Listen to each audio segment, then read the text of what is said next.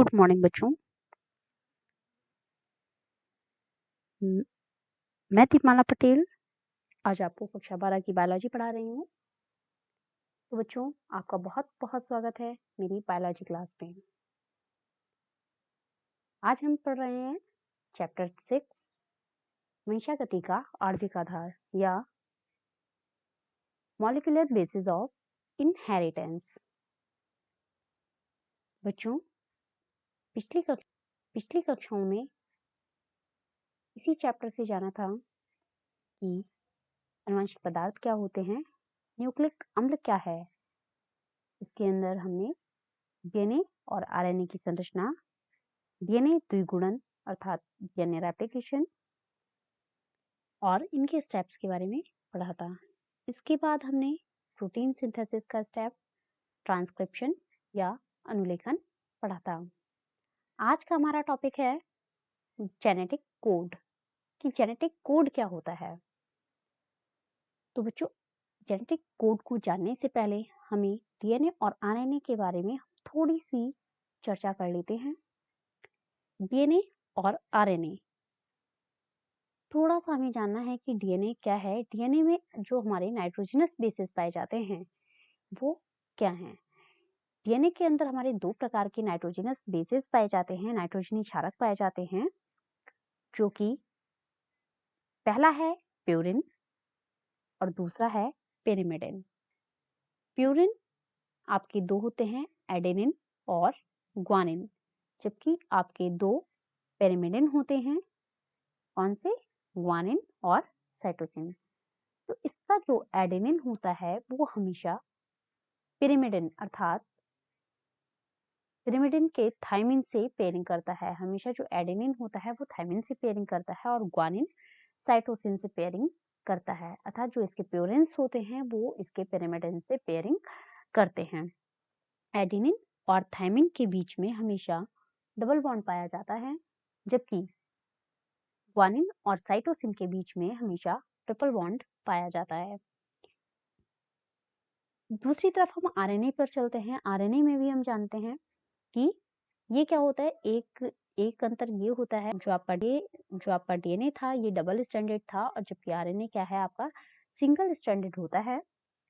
और डीएनए के जो नाइट्रोजनस बेसिस थे वो थे एडेनिन, ग्वानिन, थायमिन और साइटोसिन, जबकि जो आरएनए के नाइट्रोजनस बेसिस होते हैं वो आपके एडेनिन, ग्वानिन, साइटोसिन और यूरेसिल पाया जाता है, जो डीएनए के थायमिन के स्थान पर आपके आरएनए में क्या होता है, यूरेसिल पाया जाता है। तो ये एक इसमें अंतर था। तो ये बच्चों, अब हम आते हैं अपने टॉपिक पर, जेनेटिक कोड। जेनेटिक कोड क्या है, आपको पता है। जो आपका डीएनए है, डीएनए को हम क्या कहते हैं, आनुवंशिक सूचनाओं का जो टेप है वो कहते हैं। आनुवंशिक सूचनाओं का टेप क्यों कहा जाता है? जैसे कि आपने पहले भी देखा या सुना होगा कि पहले समय में गानों को सुनने के लिए टेप रिकॉर्डर का यूज किया जाता था। उसमें कैसेट लगा दी जाती थी और उससे गानों को सुना जाता था। तो वो टेप जो थी वो कैसे थे, उसमें कैसेट में वो गाने कैसे आते थे? जो गाने थे वो ऐसा नहीं कि गाने गाने यूं ही भर जाते, वो एक सूचनाओं के रूप में उसमें निहित होते थे, भरे जाते थे। जो उसके अंदर एक ब्लैक कलर की दो आपको घिरनी सी नजर आती थी उसके अंदर, ठीक है, वो रील जो होती थी उसके अंदर वो गाने भरे जाते थे। वो गाने एक संदेश के या सूचना के रूप में क्या होते थे, उसमें निहित होते थे, और जब हम उसको टेप रिकॉर्डर में लगाते थे तो वो क्या आसानी से बज जाते थे। तो एक तरीके से आप यूं ही समझ लीजिए कि जो आपका डीएनए है वो क्या है, उस कैसेट की रील, और आपकी जो आनुवंशिक सूचनाएं हैं वो क्या है, उस कैसेट में भरे हुए गाने। तो इसलिए हमने इसी तरीके से हमने इसको क्या कहा, डीएनए को आनुवंशिक सूचनाओं का टेप कहा है, जिसमें नाइट्रोजनस क्षारकों के अनुक्रम के रूप में आनुवंशिक भरे हुए रहते हैं। ठीक है, जो डीएनए के नाइट्रोजनस बेसिस होते हैं, एडेनिन, ग्वानिन, थायमिन, साइटोसिन, इनके रूप में क्या होता है, जो संदेश होते हैं, आनुवंशिक सूचनाएं होती हैं वो भरी रहती हैं। ये विभिन्न प्रकार के प्रोटीन का संश्लेषण और निर्देशन करके जितनी भी जैविक क्रियाएं होती हैं इनका क्या करता है, नियंत्रण करता है। और प्रोटीन जो होते हैं वो क्या होते हैं, आपके अमीनो अम्ल के मैक्रोमोलेक्यूल कहे जाते हैं। वो इसलिए कहे जाते हैं क्योंकि आपके जो 20 अमीनो अम्ल होते हैं उनसे मिलकर आपका प्रोटीन का एक मॉलिक्यूल तैयार होता है। तो इसलिए प्रोटीन को अमीनो अम्ल का बृहत अणु या दीर्घ अणु कहा जाता है। इंग्लिश में हम इसको मैक्रो मॉलिक्यूल भी कहते हैं। जो विशिष्ट सीक्वेंस को एक दूसरे से क्या करता है, जोड़े रहता है। और यद्यपि जो ये विभिन्न क्रियाएं होती हैं इसके लिए जीवों के शरीर में बहुत से असंख्य प्रोटीन पाए जाते हैं, लेकिन इनके निर्माण में केवल, चाहे वो कितने भी पाए जाते हैं, लेकिन जो इनका निर्माण होता है प्रोटीन्स का वो केवल 20 अमीनो अम्ल के द्वारा ही होता है।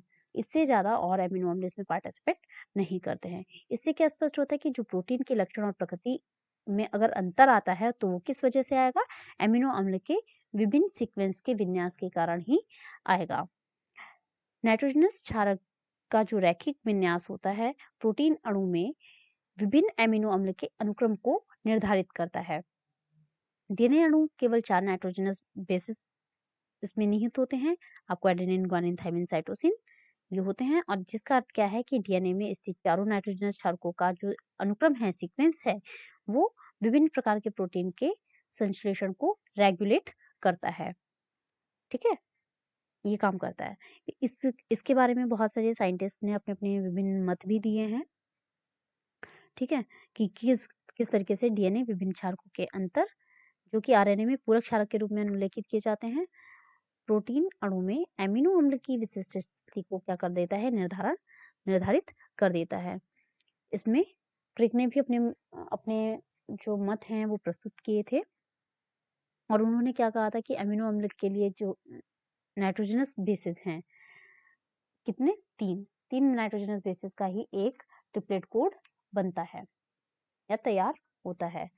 ठीक है, तो अब हम जानेंगे कि जेनेटिक कोड क्या है, क्योंकि हमने अब जान लिया है कि नाइट्रोजनस बेसिस क्या है। और नाइट्रोजनस बेसिस जो एडेनिन है उसको कैपिटल ए से, ग्वानिन को कैपिटल जी से, साइटोसिन को कैपिटल सी से, थाइमिन को कैपिटल टी से और यूरेसिल को कैपिटल यू से हम प्रदर्शित करते हैं। और ये जो कोड होते हैं ये तीन मिलकर क्या करते हैं, एक ट्रिपलेट बनाते हैं।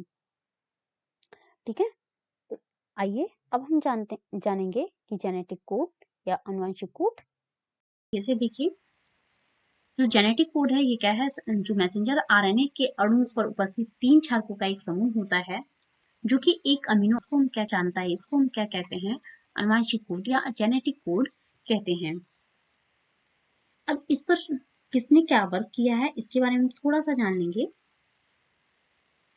इसके संबंध में बहुत सारे सिद्धांत भी प्रस्तुत किए गए कि किस प्रकार से डीएनए विभिन्न क्षारकों के अंतर, जो विभिन्न क्षारक हैं उनमें अंतर जो कि आरएनए में पूरक क्षारकों के रूप में उल्लेखित किए जाते हैं। प्रोटीन अणु में अमीनो अम्ल की विशिष्ट स्थिति को जो कि क्या करते हैं, निर्धारित करते हैं। क्योंकि मैं आपको बार बार बोल रही हूँ कि ये क्या करते हैं, जो प्रोटीन होता है, ठीक है,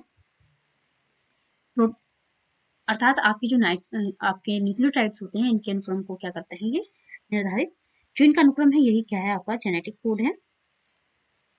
और ये जो होते हैं ये क्या करते हैं कि प्रोटीन अणु में अमीनो अम्ल की विशिष्ट स्थिति को निर्धारित कर देते हैं। ठीक है, तो इसलिए अब हम जानेंगे थोड़ी सी इसकी खोज के विषय में कि इसकी खोज कैसे हुई। मैसेंजर आरएनए के जो मॉलिक्यूल हैं इसमें आपको पता है 4 बेसिस होते हैं। प्रोटीन के निर्माण में आपके 20 अमीनो जो अम्ल हैं वो पार्टिसिपेट करते हैं, ये मैं आपको ऊपर बता ही चुकी हूँ। इस प्रकार एक क्षारक एक अमीनो अम्ल को कोड कर सकता। ठीक है, अगर आप देखें क्योंकि 20 आपके अमीनो अम्ल हैं, ठीक है, और ये क्या, और ये आपकी ये नाइट्रोजनस बेसिस कितने हैं, केवल 4 हैं। तो ये ऐसा नहीं है ये, और ये कि ये आपके एक अमीनो अम्ल को क्या कर दे, कोड कर दे। इसलिए फिर गैमो ने क्या बताया कि 2 क्षारकों का एक जोड़ा एक अमीनो अम्ल को ही कोड करता है। लेकिन इस प्रकार से अगर हम देखें तो कितने 16 कोड ही बनेंगे। और ये विचार भी इसलिए मान्य नहीं हुआ क्योंकि आपके अमीनो अम्ल कितने थे, 20 अमीनो अम्ल। प्रोटीन के एक मॉलिक्यूल में 20 अमीनो एसिड्स होते हैं, तो इसलिए जो अमीनो एसिड थे वो थे 20 और ये कोड कितने हो रहे थे, 16। तो ये एक एक ही जो आपका कोड था वो एक को कैसे करता, भाई 16 कोड है तो 16 अमीनो अम्ल को कोड करेंगे, बाकी के जो 4 बचेंगे उनका क्या होगा। तो इसलिए क्या हुआ कि ये जो विचार था ये मान्य नहीं हुआ। इसके बाद में आ गए क्रिक। क्रिक ने क्या सिद्धांत प्रस्तुत किया कि प्रत्येक अमीनो अम्ल के लिए 3 नाइट्रोजनस क्षारकों या क्षारकों का एक सीक्वेंस, जिसको हम क्या कहते हैं, ट्रिप्लेट कोड कहते हैं, कि ये क्या करेगा, देखिए कि जो ये एक 3 क्षारकों का क्रम एक अमीनो अम्ल को कोड करेगा। अगर 3 क्षारकों को विभिन्न संयोगों के क्रम से हम अगर बनाएं तो ये 64 कोड बन जाएंगे, और ये 64 कोड काफी है 20 अमीनो एसिड्स को कोड करने के लिए। बाद में Marshall, Nirenberg, Severo, Ochoa, Francis Crick, Harvin Khurana ने भी इसके लिए काफी कार्य किया है। और अनुवांशिक कोड का जो संपूर्ण शब्दकोश है वो किसने तैयार किया था, हरगोविंद खुराना ने तैयार किया था, और जिसके लिए उनको नोबेल पुरस्कार भी प्राप्त हुआ था। फिर इसके बाद में हमने यहाँ पे एक तालिका बनाई है, तो इस तालिका में हम अभी जानेंगे, अभी नीचे तालिका है उसमें हम जानेंगे कि किस तरीके से जो नाइट्रोजनस क्षार हैं उनके ट्रिप्लेट कोड जो होते हैं वो जेनेटिक कोड बनाते हैं। ठीक है, सर्वप्रथम नीरेनबर्ग और मिथाई ने जो आर्टिफिशियल मैसेंजर आरएनए का संश्लेषण किया था उसमें केवल ट्रिपल यू क्षारक का, क्या था, ट्रिपल यू क्षारक का। हम एक एग्जाम्पल के तौर पे इसको समझते हैं, अगर हम कल्पना करते हैं कि डीएनए में किसी स्थान पर 3 नाइट्रोजनी क्षारक हैं, मान लीजिए क्या है, ट्रिपल ए है, ये आपने देख लिया। इसमें ये क्या है, मान लीजिए ये आपके 3 एक कोड दे रखा है जिसका जो क्या है, एक ट्रिपलेट ट्रिपल ए है, ये ए इस सीक्वेंस में उपस्थित है। तो डीएनए स्ट्रैंड द्वारा जो निर्मित मैसेंजर आरएनए होगा उसमें उस स्थान पर जो संगत नाइट्रोजनस क्षारक होगा वो क्या होगा, आपको क्योंकि पता है जब आपने डीएनए पढ़ा था तो आपने हमेशा बार बार पढ़ा है, अभी मैंने ऊपर भी बताया कि जो एडेनिन का जो संगत नाइट्रोजनस बेस होगा वो क्या होगा, थायमिन। जो हमेशा एडेनिन पेयरिंग करता है वो किससे करता है, थायमिन से। क्योंकि ये क्या बना रहा है, मैसेंजर, हम क्योंकि जो इसकी बात कर रहे हैं, जो कॉम्प्लीमेंट्री आपका आरएनए बन रहा है, ठीक है, वो आरएनए पर क्या बेस होगा, एडेनिन की जगह पर यूरेसिल। क्योंकि आपको पता है जो डीएनए होता है, डीएनए में आपके क्या होता है, एडेनिन, ग्वानिन, थाइमिन और साइटोसिन। लेकिन जो आपका आरएनए होता है, आरएनए में थाइमिन की जगह पर क्या हो आ जाता है, यूरेसिल आ जाता है। तो आपके क्या क्या होते हैं, एडेनिन, ग्वानिन, यूरेसिल और साइटोसिन, ये 4 आपके नाइट्रोजनस बेसेस मिलते हैं। तो एडेनिन तो वहां पर तो डीएनए में तो थाइमिन से पेयरिंग कर रहा था, यहाँ पर किससे करेगा, साइटोसिन उससे, यूरेसिल से। तो यहाँ पे एडेनिन की जगह पे यूरेसिल आ जाएगा, यहाँ पे भी यूरेसिल और यहाँ पे यूरेसिल। तो आरएनए में जो नया जो कोड बनेगा वो क्या बनेगा, ट्रिपल यू, ये सीक्वेंस आएगा आपके मैसेंजर आरएनए में। ठीक है, डीएनए के जो संगत आएगा। तो ये जो अनुक्रम है ये फिनाइल एलेनिन नामक एमिनो अम्ल का क्या करेगा, वर्ण करेगा या चूज करेगा उसको। अर्थात डीएनए में जो ट्रिपल ए अनुक्रम है वो मैसेंजर आरएनए में ट्रिपल ए अनुक्रम या फिर मैसेंजर आरएनए में ट्रिपल यू अनुक्रम एक कोड को निरूपित करता है। दूसरी चीज इसकी एक विशेषता है, हम इनकी विशेषता के बारे में जानेंगे। देखिए हम वैसे ये सब कुछ जान ही चुके हैं, ये मैं ऊपर यही चीज समझा रही थी आपको। इसके बाद में आपका ये क्या है कि ये जो हम इसकी विशेषताएं पढ़ रहे हैं, अनुवांशिक कोड की विशेषताएं क्या होती हैं। सबसे पहली बात होती है कि हम जो आपने, मैं ऊपर बार बार बता दूं कि ये कैसे होते हैं, 3-3 के अनुक्रम में होते हैं। अर्थात ये कैसे होते हैं, ये कोड कैसे होते हैं, ट्रिपलेट होते हैं या ट्रिक होते हैं। 3 क्षारकों का क्रम जो होता है वो एक एमिनो अम्ल का अनुवांशिक कोड होता है। ये आप देख रहे हैं जितने भी, कोई भी ऐसा तो नहीं है कि 4 में है, तो triple U, U U C, U U G, C U C, इस तरीके से आपको देख रहे हैं। तो ये सभी किस में है, ट्रिपल कोड में है। तो इसलिए इनको हम क्या कहते हैं, ये जो होते हैं हमेशा कैसे होते हैं, ये कोड ट्रिपलेट होते हैं। ठीक है, तो जो गैमो आए, गैमो ने 1954 में ये 3 अक्षरी कोड की संभावना प्रकट की थी। और डीएनए और आरएनए में कुल आपको पता है 4 न्यूक्लियोटाइड्स होते हैं और 20 एमिनो अम्ल होते हैं। तो इस विन्यास को कोड इनके विन्यास के आधार, इनके विन्यास पर आधारित होता है। अगर मान लिया जाए कि प्रत्येक कोड एक न्यूक्लियोटाइड का बना होता है तो इसके कुल 4 कोड बनेंगे, और 4 अमीनो अम्ल को नियंत्रित करेंगे। अगर फूड को 2 न्यूक्लियोटाइड से बना हुआ मान लें तो केवल 16 बनेंगे और ये भी 20 के लिए कम पड़ जाएंगे। फिर अगर हम 4 देखें तो 64 ये काफी हो जाते हैं। तो इन्होंने क्या किया कि कहा कि 3 का ही बनाया जाए तो क्या होगा, ये ज्यादा बेहतर रहेगा। तो इसलिए इन्होंने क्या किया, ये ट्रिपलेट कोड बनाए। ठीक है, तो ट्रिपलेट कोड में एक ही प्रकार के अक्षर हैं, किंतु इनके जो अनुक्रम होते हैं वो क्या होता है, जो इनका सीक्वेंस होता है वो क्या होता है, इन कोड्स का भिन्न होता है। देखिए सभी में एक जैसा तो नहीं, ये U U A, U U U, U C U, U A U, U G U, U G C, इस तरीके से ये सभी क्या होते हैं, अलग अलग होते हैं, समान नहीं होते हैं। और इनमें भिन्न एमिनो अम्ल के कोड होते हैं। अतः जो ट्रिपलेट में अक्षरों का विन्यास है वो किसी विशिष्ट एमिनो अम्ल के कोड को ही क्या करता है, ये निर्धारित करता है। ठीक है, डीएनए अणु में नाइट्रोजन क्षारकों के अनुक्रम के रूप में क्या करता है, संदेश को ये कोडित करते रहते हैं।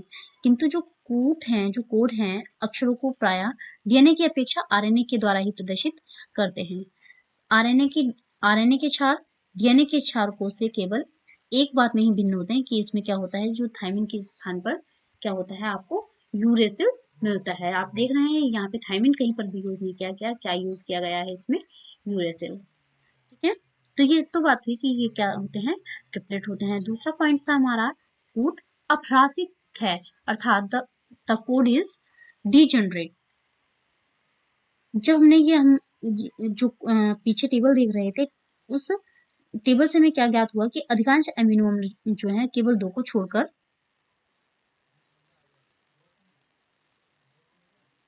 छोड़कर ये कैसे होते हैं,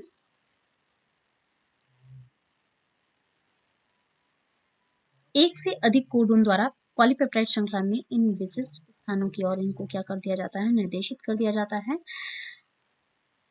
और कूटीकरण की इस गुणित प्रणाली को क्या कहते हैं, अपराजित प्रणाली कहते हैं।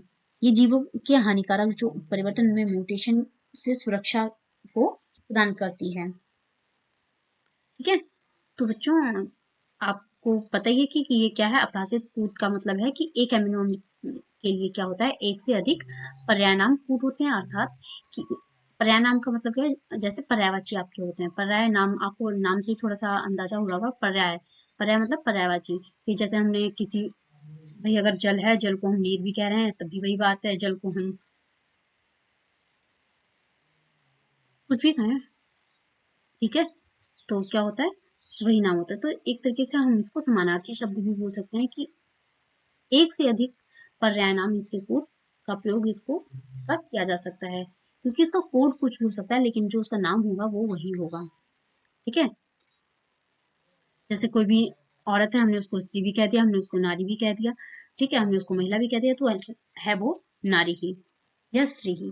ठीक है, तो इस तरीके से जो क्या है, कोई भी पर्यायनाम कोड का प्रयोग इसके लिए किया जा सकता है। यह तंत्र जीवों को उत्परिवर्तन के हानिकारक प्रभाव से बचाता है, ये मैं आपको बता ही चुकी हूँ, जैसे कि एजीए, एजीजी, सीजीए सभी आर्जिनिन के कूट हैं। उत्परिवर्तन द्वारा एक क्षारक में परिवर्तन आने के पश्चात भी आर्जिनिन ही श्रृंखला में आएगा।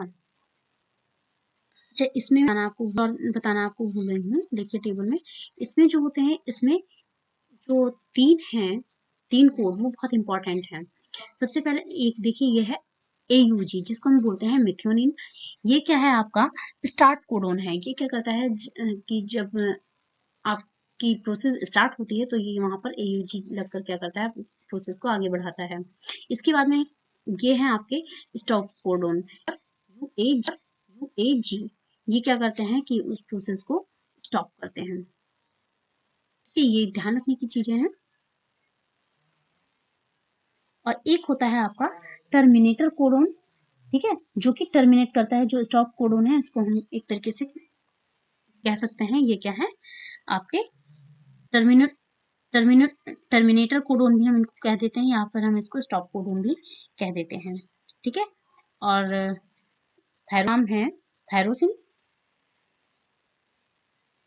ठीक है,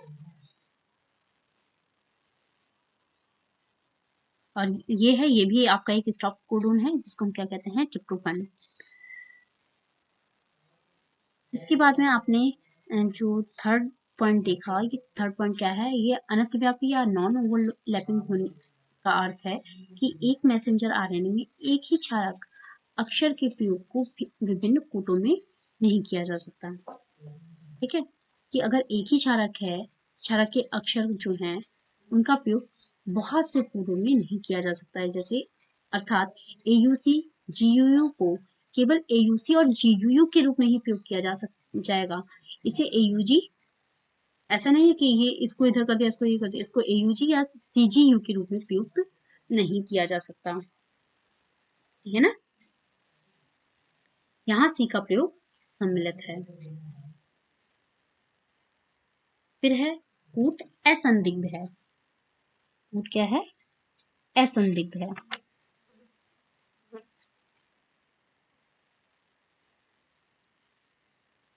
इसमें देखिए कि एक विशेष आनुवंशिक कोड हमेशा क्या करता है, एक ही निश्चित अमीनो अम्ल को कोड करता है। ये हम आपको ऊपर बता चुके हैं। फिर कोड, अगला जो इसका पॉइंट है वो है कोड।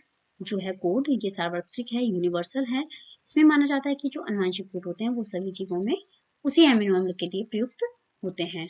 जो कोड है कॉमा रहित है। इसमें दो संलग्न कोटों के बीच विराम या कॉमा नहीं होता है। आपने देखा जितने भी आपके ऊपर कोड लिखे हुए थे, इनमें किसी के बीच में भी आपको नजर आ रहा होगा कि कहीं पर भी क्या है, कोई भी कॉमा या डॉट नहीं है। ठीक है, आप अगर कहीं पर भी नजर डालें तो ऐसा आपको नहीं मिलेगा कि किसी के बीच में क्या है, कॉमा है। तो ये कैसे होते हैं? कॉमालेस होते हैं।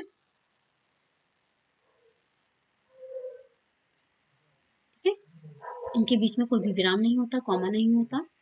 ये कैसे होते हैं? लगातार लिखे जाते हैं। और जब श्रृंखला समाप्त होती है तो उस स्थान पर क्या होता है, टर्मिनेटिंग कोडोन आ जाता है। तो टर्मिनेटिंग कोडोन मैंने आपको पीछे बताया भी था क्या है। एक तो आपका टर्मिनेटिंग कोडोन है आपका UAC, UAA। ठीक है, जो UAA है मेनली वो क्या है, आपका टर्मिनेटिंग कोडोन है। और इसके अलावा एक और टर्मिनेटिंग कोडोन है जो कि क्या है, आपका UGA। ठीक है, देखिए जरा ना, UAA और UAG ये दोनों ही आपके क्या है, टर्मिनेटिंग कोडोन है। एक आपका क्या है, UGA, ये भी क्या है, आपका टर्मिनेटिंग कोडोन है, जिसको हम क्या कहते हैं, स्टॉप कोडोन भी कहते हैं। अच्छा, ऊपर एक चीज यहाँ पर शायद मैंने गलत बोल दी थी। मैंने इसका नाम ट्रिप्टोफन बोल दिया था, जबकि इसका नाम ट्रिप्टोफन नहीं है। इसका नाम ट्रिप्टोफन नहीं, UGG का है।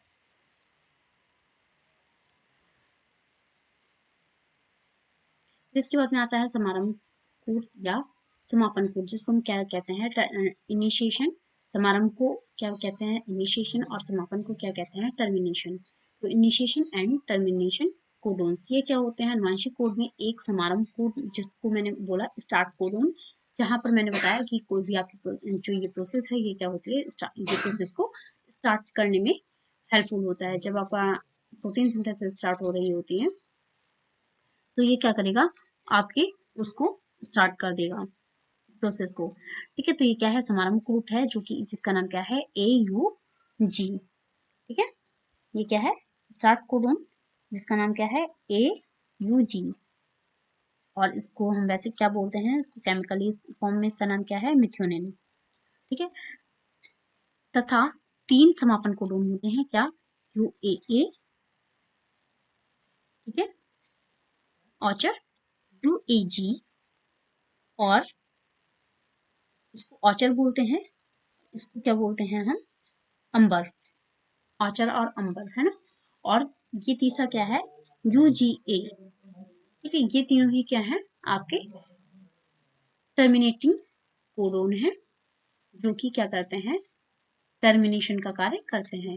ये क्रमशः पॉलीपेप्टाइड श्रृंखला को शुरू करने के लिए और समाप्त करने या विमोचन से संबंधित होते हैं। ठीक है, जो आपका समारंभ कोड था वो क्या करता है, पॉलीपेप्टाइड श्रृंखला को शुरू करने में काम आते हैं, जो कि मैंने बताया प्रोटीन सिंथेसिस में होता है। जब आपकी क्या होता है, मैसेंजर आरएनए से क्या बन रहा होता है, आपका प्रोटीन बन रहा होता है उस समय।